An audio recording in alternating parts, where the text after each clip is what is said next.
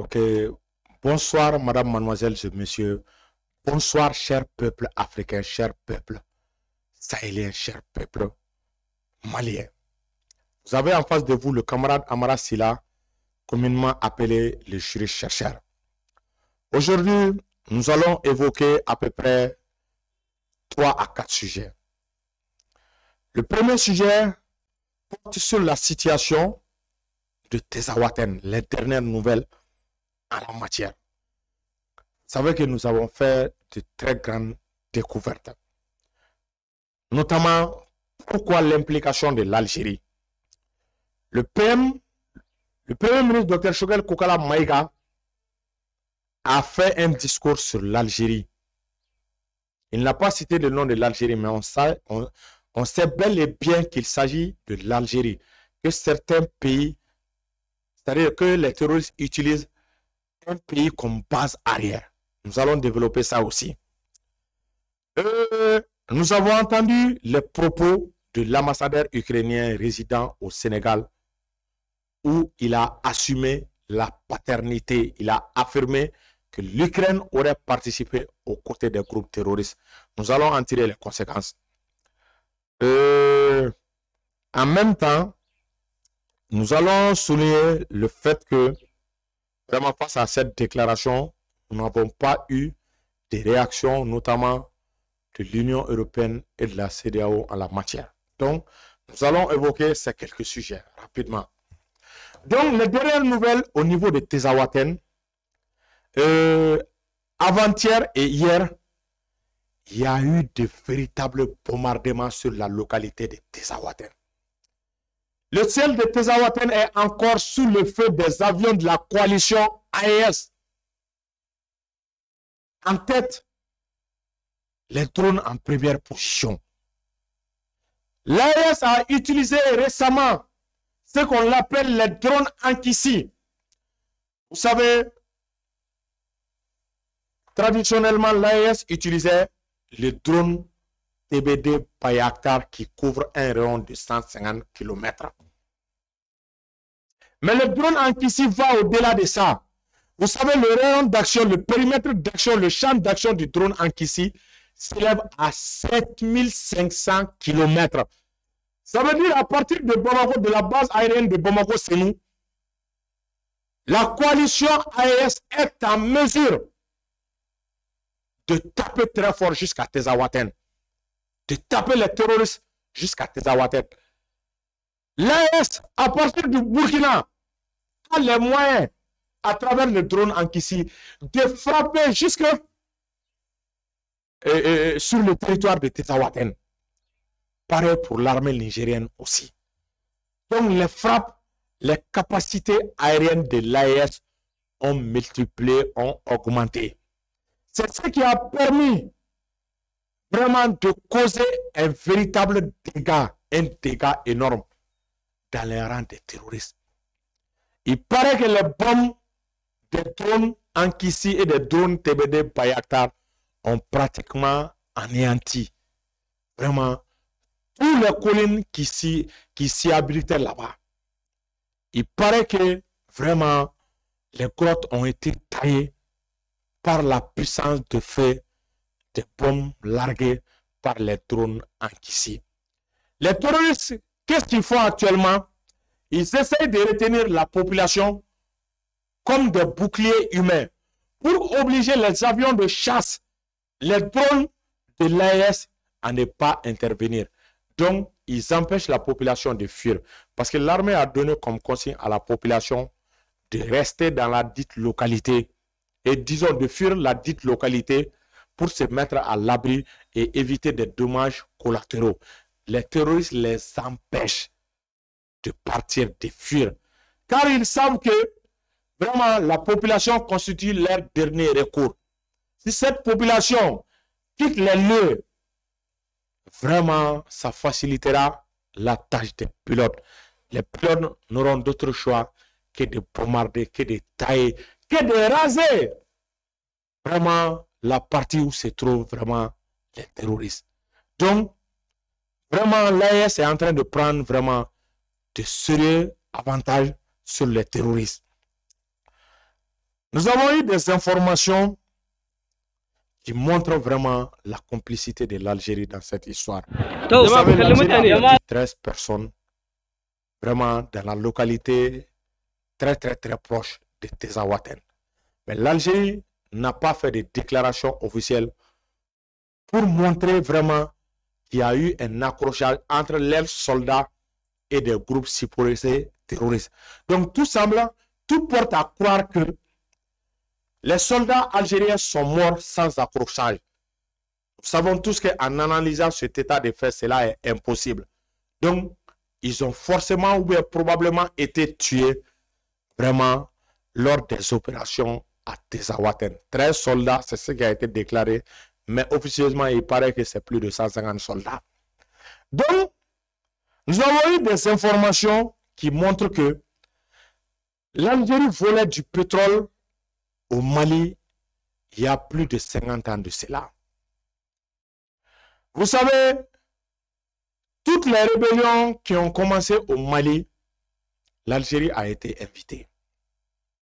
L'Algérie était parfois le médiateur pratiquement dans toutes les rébellions vraiment qui ont été déclenchées au nord du Mali. Pourquoi cet intérêt soudain pour un pays voisin? Nous avons cherché, nous avons fouillé et nous sommes parvenus à la conclusion à travers vraiment l'analyse d'un journaliste. Ce journaliste a préféré garder l'anonymat. Mais ce que j'ai retenu vraiment de ce qu'il a dit, il nous a fait savoir que depuis les années de l'indépendance, l'Algérie, vraiment, ce qu'on appelle la localité de Tezawaten et la localité de Kidal, l'Algérie volait du pétrole vraiment à l'insu des autorités maliennes. Il le faisait par le biais des rebelles, par le biais des terroristes. Donc, l'Algérie, en collaboration avec les terroristes, vraiment faisait de l'extraction du pétrole vraiment dans la localité du Mali, notamment la localité de Tezawaten, la localité de Kidal. C'est grâce à l'opération Serval, avec l'arrivée des forces spéciales, ou bien l'arrivée de l'armée française, que nous sommes parvenus vraiment à découvrir vraiment cette information. Vous savez, lorsque l'opération Serval a démarré, la France a demandé la collaboration de l'Algérie. Au départ, elle était réticente, mais elle a fini par accepter. Parce qu'ils ont fait un deal qui vont exploiter ensemble le pétrole qui se trouve dans le sous-sol vraiment au Mali, qui vont l'exploiter ensemble les deux pays. Donc ils ont fait ce pacte. Dieu merci, avec la venue de cette transition, à sa tête le colonel Assimi Goïta et le docteur Choguel Kokala Maïga, ils sont parvenus à chasser les Français et à récupérer Kidal. En récupérant Kidal, vous savez, la capacité d'extraction du pétrole de l'Algérie a diminué. Pourquoi elle a diminué? Parce que l'Algérie était présente à Kidal avant l'arrivée de l'armée malienne. Lorsque l'armée malienne est venue occuper les lieux à Kidal, les forces algériennes sont rentrées en Algérie et l'extraction du pétrole à partir du Mali a cessé. Donc c'est pour cela, sur le plan international, l'Algérie a diminué la production de son pétrole. Elle ne l'a pas diminué intentionnellement, hein, mais elle n'avait plus cette capacité de faire vraiment la production du baril de pétrole. Donc, sa capacité vraiment à produire le pétrole au même rythme que les pays vraiment de l'OPEP vraiment était très différent. Donc, vous savez, d'après cette même source, c'est la raison principale pour laquelle les BRICS ont refusé l'intégration de l'Algérie dans leur rang. Parce qu'ils ont dit, la richesse dont possède l'Algérie, c'est une fausse richesse. L'Algérie est en train de s'enrichir au détriment d'autres pays, tels que le Mali. Donc si le Mali parvient à recouvrer l'intégrité de son territoire, l'Algérie n'aura plus accès au pétrole du Mali. Voici la raison pour laquelle l'Algérie ne veut pas que le Mali récupère tout son territoire. Donc, fort de ce constat, l'Algérie est obligée d'aider les terroristes. L'Algérie est obligée vraiment de faire de son territoire une base arrière pour les terroristes. C'est ce que le Dr Choguel Kokala Maïga a révélé récemment. Qu'il y a un pays voisin vraiment qui est en train d'aider les terroristes. Ce pays voisin est en train d'être utilisé par les terroristes comme étant une base arrière. Ils font des recrutements là-bas, ils font des planifications là-bas, ils reçoivent des armes là-bas pour venir déstabiliser le Mali. Choguel a fait une mise en garde à ce pays qui est en train de déstabiliser vraiment le Mali. Ce pays n'est rien d'autre que l'Algérie. Donc, la complicité de l'Algérie vraiment vient d'être dévoilée. Donc, en dernière position, nous allons prendre le dernier sujet. Il s'agit de la confirmation par l'Ukraine, de l'ambassadeur de l'Ukraine au Sénégal, vraiment de la participation des soldats ukrainiens ou bien des mercenaires ukrainiens vraiment lors de l'attaque de Tezawaten. Vous savez, l'ambassadeur ukrainien résident au Sénégal a fait une interview au cours de laquelle il a affirmé publiquement que l'Ukraine aurait participé vraiment à aider les terroristes pour attaquer les positions de l'armée malienne lors de la bataille de Tezawaten. Sortant de la part d'un ambassadeur, cela montre clairement que l'Ukraine est un pays terroriste. Cela prouve que vraiment l'Ukraine a violé les conventions du droit international en matière de terrorisme. Un État souverain qui soutient des terroristes pour attaquer un pays tiers est un État terroriste. Donc, le soutien de l'Ukraine aux terroristes, normalement, doit être condamné par la communauté internationale. En première position, l'ONU, l'Union européenne, les États-Unis d'Amérique, la CEDEAO et l'Union africaine. Mais tel n'a pas été le cas.